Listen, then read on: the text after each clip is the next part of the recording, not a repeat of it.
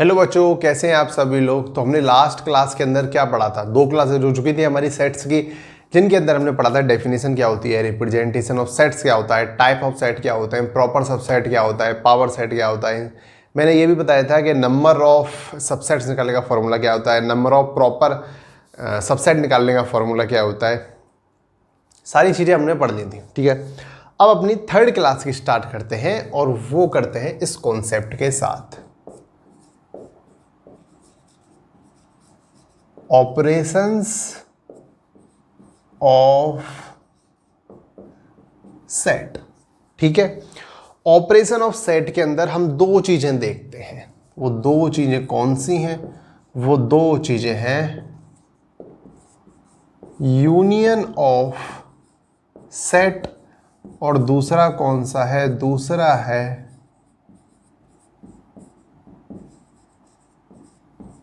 Intersection of set. ठीक है, union of set को कैसे डिनोट किया जाता है? ऐसे डिनोट किया जाता है, यानी यू से, क्योंकि यहां पर यू है तो यू से डिनोट कर दिया। अब आप कहेंगे इंटरसेक्शन को कैसे डिनोट करेंगे? आई से? नहीं, ऐसा नहीं होता। इसको डिनोट किया जाता है उल्टे यू से, इस तरह से इसको डिनोट किया जाता है।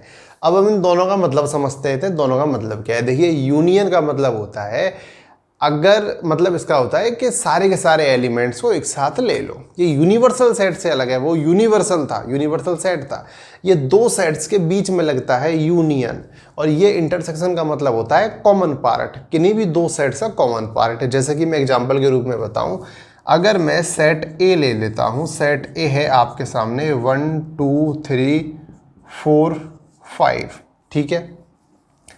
सेट बी है आपके सामने 3 4 5 6, ठीक है। अब मुझे बताइए यूनियन ऑफ सेट यानी ए यूनियन बी, ये लगा लिया मैंने यूनियन का साइन। तो ए यूनियन बी क्या होगा? ए यूनियन बी होगा, इन दोनों के एलिमेंट मुझे लिखने हैं, रिपीट नहीं होने चाहिए, दोनों के लिखने हैं जो दोनों में आ रहे हैं। तो सबसे पहले तो मैं ए के लिख लेता हूँ 1 2 3 4 5, ठीक है। अब b के अंदर 3 आ रहा है, 3 में ले चुका हूँ, 4 आ रहा है, 4 में ले चुका हूँ, 5 आ रहा है, 5 में ले चुका हूँ। इसके बाद मुझे लेना है 6। तो ये तो हो गया हमारा यूनियन। अब बात करते हैं इंटरसेक्शन की। तो इंटरसेक्शन होता है a इंटरसेक्शन b, इंटरसेक्शन का साइन हो गया। इसका मतलब होता है मुझे सिर्फ कॉमन पार्ट लेना है इन दोनों के बीच का। और कॉमन पार्ट कौन सा होगा? कॉमन पार्ट होगा मेरा 3 4 3 4, 5 भी होगा। तो 3 4 5 ये दोनों के बीच में है, तो इस वजह से मैंने इन दोनों ले लिया। ठीक है, यूनियन इंटरसेक्शन हो गया। अच्छा, अब मैं आपको कुछ प्रॉपर्टीज बताता हूं, उनको देखिए।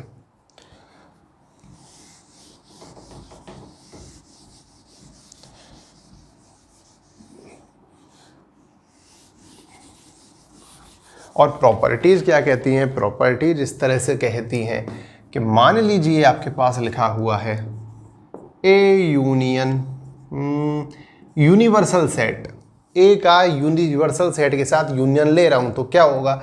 यूनिवर्सल सेट ही आएगा, क्योंकि इन दोनों के अंदर जब मैं जोड़ूंगा इन दोनों के एलिमेंट को तो लास्ट में तो यू के ही आने, यानी यूनिवर्सल सेट के ही आने हैं। अगर मैं लिखता हूं ए यूनियन फाई तो क्या होगा? तो यहां पर मेरे पास ए आएगा, क्योंकि फाई के अंदर तो कोई एलिमेंट होता ही नहीं है। ठीक है, अगर मैं आपके सामने लिखता हूं ए यूनियन, और ए यूनियन के साथ में लगाता हूं यू ए, और अब की बार मैं लिखता हूं ए यूनियन बी, ठीक है। तो अब क्या आएगा? तो अब मेरे पास आएगा ए यूनियन बी ही आएगा, क्योंकि जब मैं ए यूनियन बी करूंगा तो ए और बी दोनों के एलिमेंट आ जाएंगे, और जब एक और बार मैं ए के साथ यूनियन लूंगा तो वही ए यूनियन बी ही बचेगा। अगर इसको मैं ऐसे लिखूं कि ए का अगर मैं लेता हूं यूनियन किसके साथ में?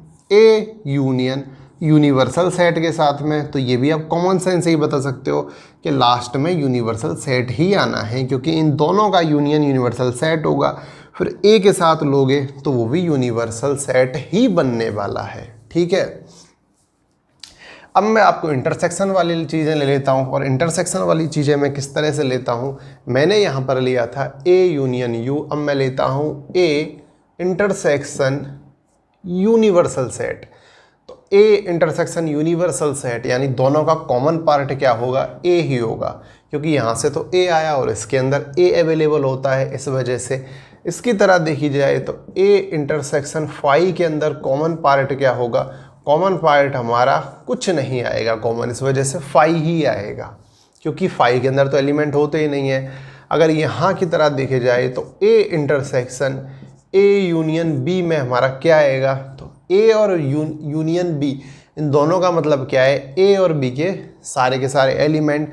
अब उन सारे एलिमेंट्स का जब आप ए के साथ इंटरसेक्शन ले लोगे तो क्या आएगा, तो लास्ट में ए ही बचेगा, क्योंकि ए के एलिमेंट ही बच के आएंगे।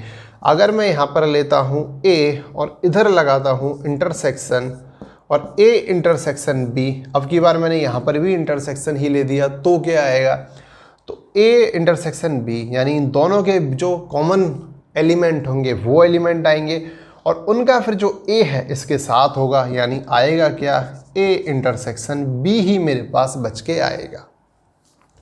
ठीक है, यहाँ तक आ गई बात समझ में।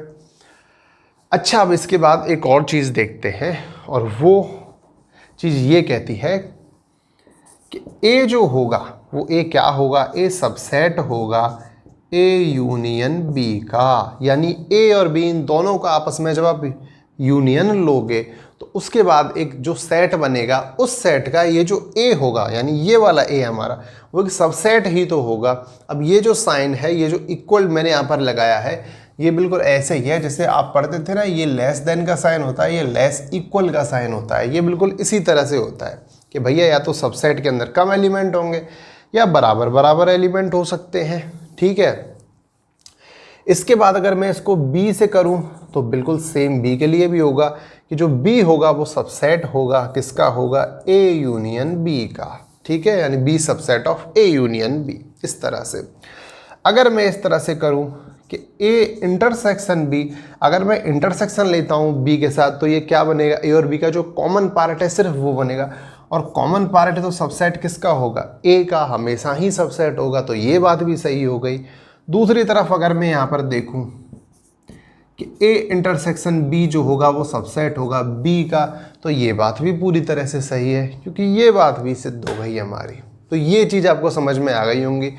इसके अलावा आप खुद भी इनको कुछ ना कुछ तिड़कमबाजी करके देख सकते हैं, ताकि आपको और चीज़ें अच्छे से समझ में आ जाएं। ठीक है, अब हम चलते हैं अपने नेक्स्ट कॉन्सेप्ट की ओर। नेक्स्ट कॉन्सेप्ट क्या कहता है, डिफरेंस ऑफ सेट। अब उसको देखते हैं। ये तो हमारा हो गया ऑपरेशन ऑफ सेट। अब देखते हैं डिफरेंस ऑफ सेट। और डिफरेंस ऑफ सेट के अंदर मैं आपको बताऊंगा कि एक सेट में से दूसरे सेट को किस तरह से घटाया जाता है। जी हाँ, सेट को भी आपस में माइनस किया जाता है, वो देखेंगे किस तरह से घटाया जाता है। और नेक्स्ट क्लास के अंदर हम ये भी देखेंगे। तो सब मैं यहाँ लेता हूँ मेरा कॉन्सेप्ट क्या है, difference of set. Difference of sets, ये बड़ी मज़ेदार टॉपिक लगता है मुझे। डिफरेंस ऑफ सेट कैसे निकाला जाता है, मान लीजिए मेरे पास दो सेट्स हैं ए और बी, और इनका मैं डिफरेंस लगाता हूं यानी a माइनस बी। तो इसके मतलब क्या होगा, इसका मतलब होगा a माइनस बी का all those elements of a, all those elements of a which do not belong to B। ठीक है, यानी all those elements of A minus B में क्या आएगा, ए माइनस बी में ए के वो सारे एलिमेंट आएंगे जो आपको बी के अंदर कहीं नहीं दिखने चाहिए। इसी तरह से अगर मैं कहूं बी माइनस ए क्या होगा, तो हमारा जो बी माइनस ए होगा वो होगा all those elements of B, क्योंकि आगे बी लिखा है तो all those elements of B which do not belong to A. यानी बी के वो सारे के सारे एलिमेंट जो ए के अंदर आपको बिल्कुल नहीं दिखते, यानी ए से जो बिल्कुल बिलोंग नहीं करते। कैसे? एग्जाम्पल से समझते हैं ताकि अच्छे से समझ आए।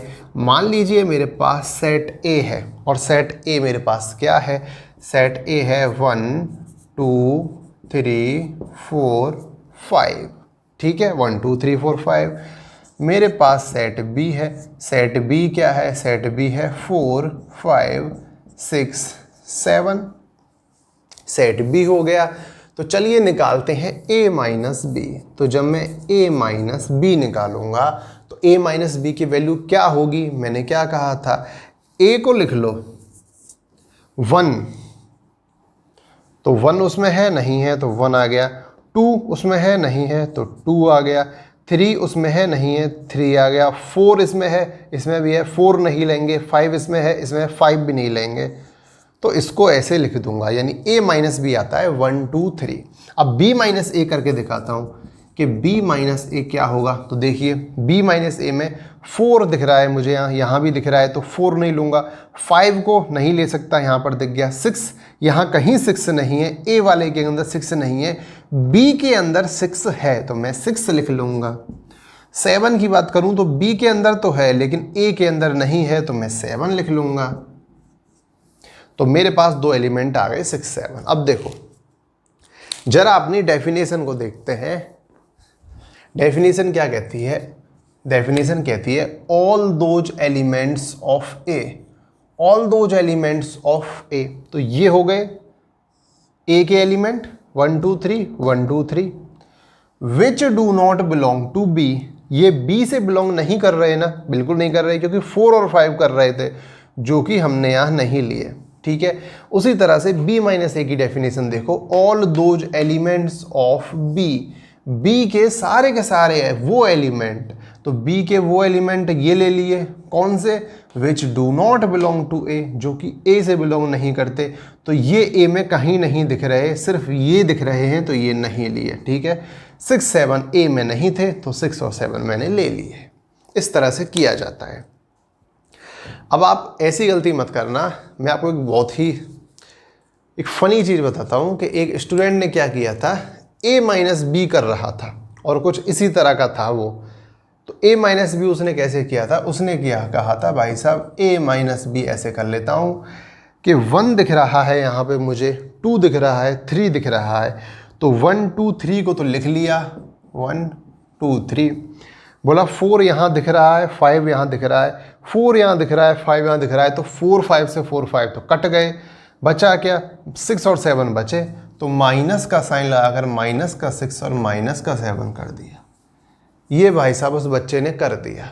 जबकि देखिए a माइनस बी ये होता है, उसने ये कर दिया। उसने मतलब माइनस का मल्टीप्लाई करने के बाद b के बचे कुछ एलिमेंट लिख दिए, जो कि पूरी तरह से गलत होता है। तो आप ये गलती मत करना, ठीक है। अब इसके बाद मैं आपको बताता हूँ कि इसको और कैसे रिप्रेजेंट किया जाता है। इसको ऐसे भी रिप्रेजेंट कर सकते हैं, a माइनस बी को हम ऐसे भी लिख सकते हैं a minus a intersection b, ऐसे भी लिख सकते हैं, क्योंकि a में से मैं b के एलिमेंट हटाऊंगा, b के एलिमेंट हटा दूंगा, तो यहाँ भी तो वही होगा। a इंटरसेक्शन b में क्या आएगा? जो दोनों के बीच कॉमन एलिमेंट है, और कॉमन एलिमेंट मतलब कॉमन एलिमेंट ही मैं a में से हटाने वाला हूँ, यानी बात तो वही आ गई। अगर मैं इसको ऐसे लिखना चाहूँ, b माइनस ए लिखना चाहूँ, तो b माइनस ए क्या होगा? b माइनस ए भी मैं ऐसे लिख सकता हूँ, b minus A intersection b। इसे इस तरह से भी लिखा जा सकता है, दोनों ही तरह से लिखा जा सकता है, कोई प्रॉब्लम नहीं है, कोई दिक्कत वाली बात नहीं है, ठीक है। अब जरा एग्जाम्पल लेते हैं प्यारे प्यारे से, और उसके बाद देखते हैं कि भैया कॉन्सेप्ट हमारी समझ में आया है या नहीं आया। चलो एग्जाम्पल लेके देखते हैं, और इसको भी हटा देते हैं, जगह घेर रहा है फालतू की। तो मेरे पास क्वेश्चन है और क्वेश्चन के साथ साथ मेरी इंक भी ख़त्म हो चुकी है, तो मैं ज़रा अपनी इंक भर लाता हूँ, तब तक के लिए इसे रोक देता हूँ। हाँ जी, तो ये भर लाए हैं हम अपनी इंक और चलिए करते हैं अपनी क्लास को स्टार्ट। तो मेरे पास जो क्वेश्चन है वो क्वेश्चन क्या कहता है, क्वेश्चन कहता है कि ए की जो वैल्यू है, ए के अंदर मैं एलिमेंट मान लेता हूँ 1 2 और बीटा। मैं एलिफेंट बोल जाता हूँ एलिमेंट को। ए के अंदर 1 2 बीटा मान लेता हूँ और वहीं मैं बी के अंदर जो एलिमेंट मानता हूँ वो मानता हूँ स्मॉल a 1 बीटा। ठीक है, बड़े अटपटे से लिए, इसी वजह से लिए ताकि थोड़ा बहुत हमको होश आए, नींद से जग जाए। अब मुझे बताइए, अगर मैं कहूँ सीधा सीधा कि a माइनस बी की वैल्यू क्या होगी, तो आप क्या कहेंगे? a के वो एलिमेंट, मतलब a के एलिमेंट लिख लेने जो b के अंदर दिखाई नहीं दे रहे। तो कौन कौन से? 1 तो 1 दिखाई दे रहा है, बीटा भी दिखाई दे रहा है, बस 2 नहीं दे रहा। तो मेरे पास क्या आ जाएगा? 2 आ जाएगा। अब अगर मैं आपसे पूछूं b माइनस a क्या होगा, तो आप क्या कहोगे? तो आप कहोगे कि a दिख रहा है, यहाँ नहीं दिख रहा, तो सबसे पहले तो a को ले मास्टर, उसके बाद 1 दिख रहा है, 1 को हाथ मल लगाइयो, बीटा दिख रहा है, बीटा को हाथ मल लगाइयो और इसको क्लोज कर दें। ठीक है, ये चीज़ हमारे पास आ गई। अच्छा, अगर मैं आपसे पूछूं a minus a union b क्या होगा, तब आप क्या कहेंगे? तब आप कहेंगे सबसे पहले a यूनियन b निकालना है। तो a यूनियन b क्या होगा? a यूनियन b होगा भाई साहब मेरे पास, यहाँ लिख लेता हूँ, a यूनियन b क्या होगा? 1 2 बीटा, तो 1 2 बीटा और a 1 बीटा, तो 1 और बीटा तो आ चुके, a बचा, a और ले लेता हूँ। अब मुझे निकालना है a minus a union beta.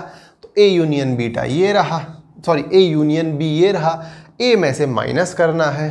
तो a के सारे एलिमेंट आएंगे, बस उसके अंदर नहीं होने चाहिए। तो भैया 1 है उसके अंदर भी है, तो 2 है उसके अंदर भी है, b है उसके अंदर भी है।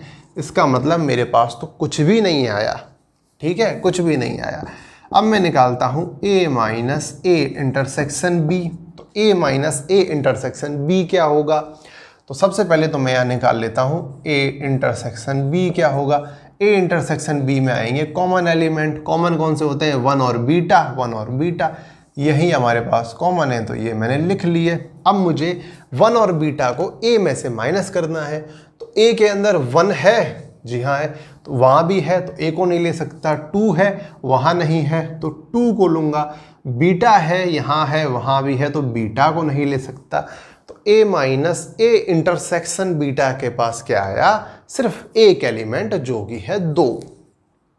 ठीक है, यहाँ तक आपको बात समझ में आ गई होगी, अच्छे तरह से आ गई ही होगी, कोई दिक्कत वाली बात नहीं है। अब एक और देखते हैं, और वो अगर आप यहाँ पर b लिखना चाहो, अगर आप इस तरह से लिखना चाहो कि b minus a intersection beta, तो वो भी हो जाएगा, कोई दिक्कत वाली बात नहीं है। चलो उसका भी एक एग्जांपल ले लेते हैं। अगर मैं यहाँ a की जगह b कर देता हूँ तो क्या होगा? b minus a intersection beta क्या होगा? तो a इंटरसेक्शन बीटा तो पहले से निकाल रखा है, b ये रहा, तो यहाँ a आ रहा है, वहाँ नहीं आ रहा, तो मैं a को ले सकता हूँ। 1 आ रहा है, 1 आ रहा है, 1 को नहीं ले सकता। बीटा आ रहा है, बीटा आ रहा है, तो बीटा को नहीं ले सकता। तो मेरा आंसर क्या आ गया? मेरा आंसर आ गया एक एलिमेंट, जो कि है a। ठीक है, इसके बाद कुछ और देखते हैं, और कुछ और ये देखते हैं। अगर मुझे निकालना हो a माइनस b, तो क्या होगा? तो a माइनस b मैंने पहले से निकाला हुआ है, जो कि क्या है? 2, और a में से इसको हटाना है, यानी 2 ये जो एलिमेंट है, ये जो कॉमन है, इसको नहीं ले सकता, बाकी तो ले सकता हूँ। तो कौन सा हो गया? 1 और बीटा दोनों के दोनों एलिमेंट हो गए। अब की बार मैं निकालता हूँ b minus a minus b, इसमें क्या होगा? तो a माइनस बी मैंने पहले से ले रखा है, जो कि क्या है? 2, और अब की बार b में से माइनस कर रहा हूँ। तो b के एलिमेंट कौन से हैं? b के एलिमेंट तो हैं ये, तो इनमें तो कोई भी कॉमन नहीं आ रहा, b में और a माइनस b में, यानी इसका मतलब b के सारे जो एलिमेंट हैं वो आ जाएंगे, और वो कौन से होंगे?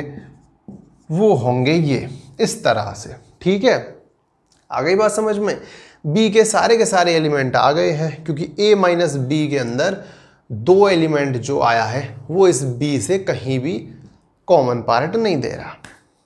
ठीक है, अब a माइनस बी किया है तो b माइनस ए भी कर सकते हैं, इसको आप आराम से घर पे कर लीजिएगा, b माइनस ए कर लीजिएगा, इंटरसेक्शन वाला भी हो गया, सब कुछ हो गया। तो यहाँ तक तो हमारी चीज़ें अच्छी तरह से क्लियर हो गई। अब चलते हैं नेक्स्ट कॉन्सेप्ट के ऊपर, और नेक्स्ट कॉन्सेप्ट इससे भी ज़्यादा मज़ेदार है, जिसका मतलब होता है कॉम्प्लीमेंट ऑफ अ सेट। किसी भी सेट का कॉम्प्लीमेंट निकालना। कॉम्प्लीमेंट क्या होता है सर, ये तो बड़ा अजीब ही नाम लग रहा है। तो कॉम्प्लीमेंट का मतलब होता है, कॉम्प्लीमेंट का मतलब होता है उस सेट के एलिमेंट नहीं होने चाहिए जिसका हम कॉम्प्लीमेंट निकाल रहे हैं। यानी कि अगर मैं आपको थोड़ा डिटेल में समझाऊं कि मैं क्या कहना चाह रहा हूं, तो मैं सबसे पहले हेडिंग डालता हूं कॉम्प्लीमेंट ऑफ अ सेट। ठीक है, ये मेरी हेडिंग हो गई। कॉम्प्लीमेंट ऑफ सेट क्या होता है, मान लीजिए मेरे पास एक एग्जाम्पल के रूप में सेट ले रहा हूं जो कि है A। ठीक है, तो कॉम्प्लीमेंट का मतलब क्या होता है, नॉट ए। नॉट ए, इसका सीधा सीधा सा मतलब है नॉट ए, यानी ए जो है उसके एलिमेंट नहीं होने चाहिए। इसको रिप्रेजेंट कैसे किया जाता है कॉम्प्लीमेंट ऑफ सेट को, यानी कॉम्प्लीमेंट ऑफ सेट ए क्या बनेगा, उसको रिप्रेजेंट किया जाता है ए के ऊपर या तो डैश लगा दो, या ए के ऊपर बार लगा दो, या ए के ऊपर सी लगा दो। इस तरह से इसको डिनोट किया जाता है। मैं कॉमनली ऐसे डिनोट कर लेता हूँ। तो ए डैश का मतलब क्या होता है, यानी यूनिवर्सल सेट में से ए को हटा दीजिए तो ये आपका क्या बन जाएगा, ये आपका बन जाएगा कॉम्प्लीमेंट ऑफ ए। एक एग्जाम्पल से समझते हैं। मान लीजिए मेरे पास सेट ए है और सेट ए के अंदर एलिमेंट कितने हैं, 1 2 3। वहीं मेरे पास एक यूनिवर्सल सेट है, और यूनिवर्सल सेट के अंदर मैं कौन कौन से एलिमेंट लेके चल रहा हूँ, मैं लेके चल रहा हूँ 1 2 3 से लेकर और तुम्हारे 10 तक। ठीक है, तो अब मुझे निकालना है कि कॉम्प्लीमेंट ऑफ ए क्या होगा। तो मैंने बताया था कॉम्प्लीमेंट ऑफ ए का मतलब एक ऐसा सेट जिसके अंदर ए के एलिमेंट नहीं हो। तो डिनोट कैसे करते हैं, ए के ऊपर डैश लगा दिया। अब ए के एलिमेंट क्या है, 1 2 3। ये 1 2 3 नहीं होने चाहिए, इसके अलावा बाकी के बचे कुछ सारे हों। तो बचे कुछ सारे क्या हो गए, 4 5 6 से लेकर 10। ये हो गया हमारा कॉम्प्लीमेंट ऑफ ए। ठीक है, आ गई बात समझ में। अब इन एग्जाम्पल्स को थोड़ा सा ध्यान में रखना। इन एग्जाम्पल्स के साथ साथ ही मैं कुछ प्रॉपर्टी बताऊंगा, और वो प्रॉपर्टी जब आप इनको आप नज़र डालोगे तो आपके दिमाग में सेट होती जाएंगी। कैसे होती जाएंगी, जैसे कि अगर मैं ए का यूनियन लूँ ए डैश के साथ तो क्या आता है, यूनिवर्सल सेट आता है। मेरे पास ए एक सेट है जिसके अंदर एलिमेंट है 1 2 3। मेरे पास ए डैश एक सेट है जिसके एलिमेंट कौन से हैं, 4 से लेकर 10 तक। इन दोनों का अगर मैं यूनियन लेता हूँ, यानी दोनों को मिला देता हूँ, तो क्या आता है, ये यूनिवर्सल सेट आता है। इसमें से तो 1 2 3 आ गए, बाकी के इसमें से आ गए, तो यूनिवर्सल सेट बन गया। तो एक प्रॉपर्टी मेरे पास हो गई ये। ठीक है, अच्छा सर एक और प्रॉपर्टी बताता हूँ कि अगर इन दोनों का इंटरसेक्शन लिया जाए तो क्या आएगा। आपको अच्छी तरह से पता है कि दोनों के अंदर कुछ भी कॉमन पार्ट नहीं होता है। तो जब कॉमन पार्ट नहीं होता है तो इंटरसेक्शन कैसे आएगा, कुछ भी नहीं आएगा, फाई आएगा। ठीक है, अब एक और चीज़ बताता हूँ कि अगर ए डैश के ऊपर वापस ए डैश लगा दिया जाए तो क्या आता है, तो ए ही आ जाता है। यानी ए का अगर 2 बार कॉम्प्लीमेंट लिया जाए तो वापस ए आ जाता है। कैसे, ये मान लीजिए मेरे पास ए डैश है। अब इसका भी अगर मैं एक बार ए डैश का भी अगर मैं डैश निकालूं तो क्या आएगा, तो भैया यूनिवर्सल सेट में से ये जो एलिमेंट है इनको हटा देता हूं तो क्या बचेगा, तो मेरे पास बचेगा 1 2 3। और 1 2 3 जो ए डैश का डैश आया है वो यही है 1 2 3, तो है ना। तो ये दोनों जो होती हैं वो एक ही चीज़ होती हैं। इसके बाद अगर मैं बताऊं, अगर ए का मैं यूनियन लेता हूं, ए यूनियन ए डैश के साथ, तो क्या आएगा, तो ए और ए डैश इन दोनों का जब मैं यूनियन लूंगा तो यूनिवर्सल सेट आएगा, और यूनिवर्सल सेट का जब ए के साथ यूनियन लूंगा तो यूनिवर्सल सेट ही आएगा। इसके बाद एक और प्रॉपर्टी देखते हैं। अगर मैं ए का इंटरसेक्शन लेता हूँ ए यूनियन ए डैश के साथ तो क्या आएगा, ए और ए डैश इन दोनों का जब मैं यूनियन लूँगा तो यूनिवर्सल सेट आएगा, और यूनिवर्सल सेट का जब इंटरसेक्शन लूँगा ए के साथ तो क्या बचेगा, ए ही बचेगा। ठीक है, और प्रॉपर्टी देखते हैं। अगर मैं ए का यूनियन लेता हूँ ए इंटरसेक्शन ए डैश के साथ तो क्या आएगा, ए इंटरसेक्शन ए डैश कुछ भी कॉमन नहीं होता, फाई होता है, और फाई का यूनियन ए के साथ लोगे तो क्या आएगा, ए ही आएगा। उसके बाद अगर इसको देखा जाए उल्टा करके तो ए का यूनियन ले लेता हूँ, इसके बाद यहाँ साइन बदल देता हूँ, ए डैश दोनों के अंदर कुछ भी कॉमन नहीं यानी फाई है, और फाई का यूनियन जब मैं ए के साथ लूँगा, ये तो दोनों सेम ही हो गए, कोई बात नहीं, यहाँ साइन चेंज कर लेते हैं, दोनों का इंटरसेक्शन कुछ भी नहीं आएगा क्योंकि कोई कॉमन पार्ट नहीं है, फाई आएगा, और फाई का इंटरसेक्शन जब मैं ए के साथ लूँगा तब कुछ भी नहीं आएगा, फाई ही आएगा। इस तरह से। ठीक है, आपको ये चीज़ समझ में आ गई।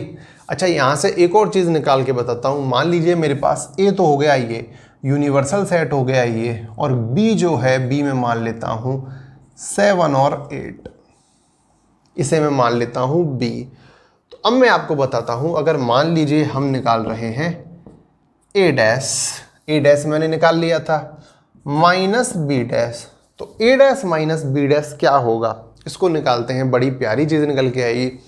मेरे पास b क्या है 7 8, तो जब b मेरे पास 7 8 है तो b डैश क्या होगा मेरे पास, तो भैया मेरे पास जो b डैश होगा यूनिवर्सल सेट में से 7 8 को माइनस कर दो, यानी 1 2 3 4 5 6 7 8 नहीं लेना, 9 10, ये मेरे पास बचा b डैश। अब a dash minus b dash क्या होगा, a डैश ये रहा b डैश ये रहा, तो a डैश के सारे एलिमेंट आएंगे, लेकिन वो एलिमेंट b डैश के अंदर नहीं होने चाहिए। तो एलिमेंट 4 आएगा, 4 वहाँ है नहीं ले सकते, 5 वहाँ है नहीं ले सकते, 6 वहाँ है नहीं ले सकते। इसमें 7 8 आएंगे, 7 8 वहाँ नहीं है तो मैं 7 और 8 तो ले सकता हूँ। उसके बाद इसमें 9 आएगा, 9 है, 10 आएगा, 10 नहीं ले सकता, यानी मैं 2 ही ले पाया। तो देखा a dash minus B dash जो आया वो b के ही बराबर आ गया। अब उल्टा अगर देखा जाए, अगर इस तरह से देखा जाए कि b dash minus a dash क्या होगा, तो वो निकाल लेते हैं। तो b डैश मेरे पास ये रहा 1 2 3 4 5 6 9 10, a डैश मेरे पास क्या है 4 से लेकर 10 तक। तो b डैश जब इसमें से इसको माइनस करूंगा तो कौन से 1 2 3, ये वाले जो एलिमेंट है 1 2 3 वो मेरे पास बचेंगे, बाकी दूसरे तो a के अंदर है तो मैं उनको ले ही नहीं सकता। तो मेरे पास आएंगे 1 2 3, और 1 2 3 क्या है, यानी जो a की जो वैल्यू है वही मेरे पास निकल के आ गई है। इसके अलावा एक और चीज़ बताता हूँ आपको, एक और चीज़ देखूँ कि a dash minus b dash, इसको निकालते हैं, बड़ी मज़ेदार चीज़ आएगी। a डैश में से a dash minus b dash हटाता हूँ, तो a dash minus b dash तो हम निकाल चुके हैं, क्या आया है 7 8 आया है। अब a डैश क्या है, a डैश मेरे पास ये है, तो इसमें से मैं 7 8 को नहीं ले सकता, बाकी सारे के सारे ले लूँगा।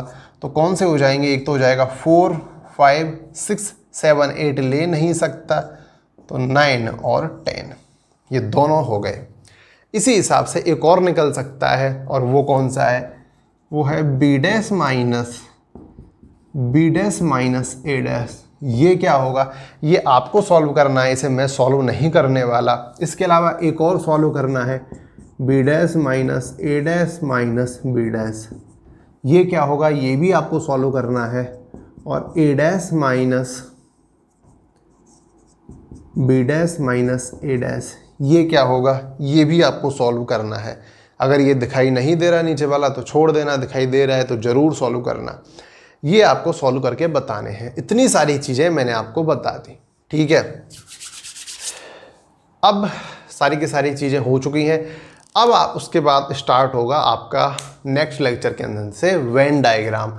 और वेन डायग्राम में ये जो चीज़ें हैं, यूनियन, इंटरसेक्शन, यूनिवर्सल सेट, ये चीज़ें बहुत ज़्यादा इंपॉर्टेंट होती हैं, हद से ज़्यादा इंपॉर्टेंट, वरना समझ नहीं आएगा। अच्छे से रिवाइज करके आना अगर आपको समझना है नेक्स्ट लेक्चर तो। और नेक्स्ट लेक्चर के बाद हमारा सेट्स टॉपिक पूरी तरह से ख़त्म हो जाएगा, बड़े अच्छे ही तरह से, ठीक है। Thank you.